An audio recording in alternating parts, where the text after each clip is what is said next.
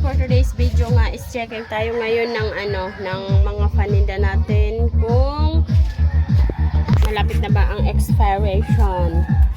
Checking tayo guys ng ng mga items dito.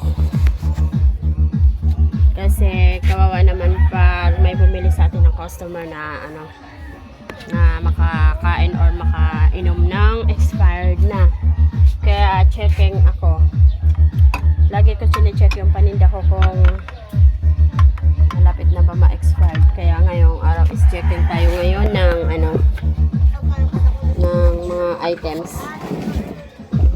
Tulad ng ng mga tinitimpla. Pero bago yan is muna ako na lilinisin ko na diretso yung mga paninda ko, yung para mawala yung mga alikabok ba. Ngayon check ko sa mga gantong mga tinitimpla, check natin kung malapit na ba ma-expired or para natin ma-monitor natin ba yung expiration date ng mga items para hindi naman tayo masayangan guys. So yan, checkin natin ngayon to. Check natin ngayon to. Ganito, ganyan, check natin yan. Pero ito di pa naman yan pero i-check din natin para sure naman sa mga spoon natin.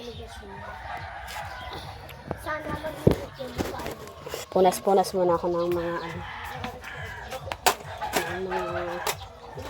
alikabok.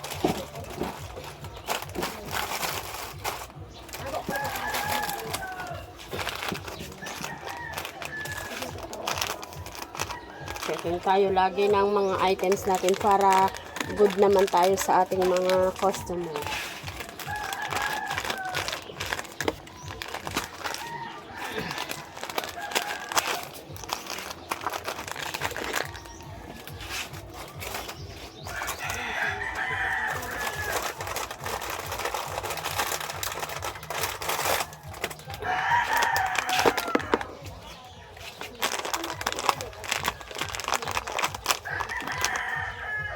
Tulad nito guys, kahit coffee may expiration date din.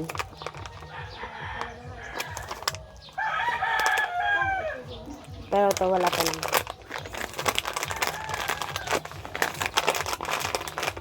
Kaya check ko muna bago ako mamili para hindi naman bili ng bili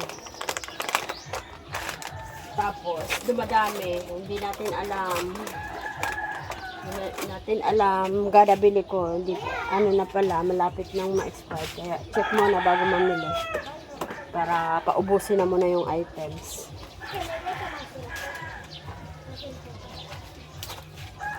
Ito guys, so tulad ng mga dilata, check ko yan mamaya isa-isa. Check ko yan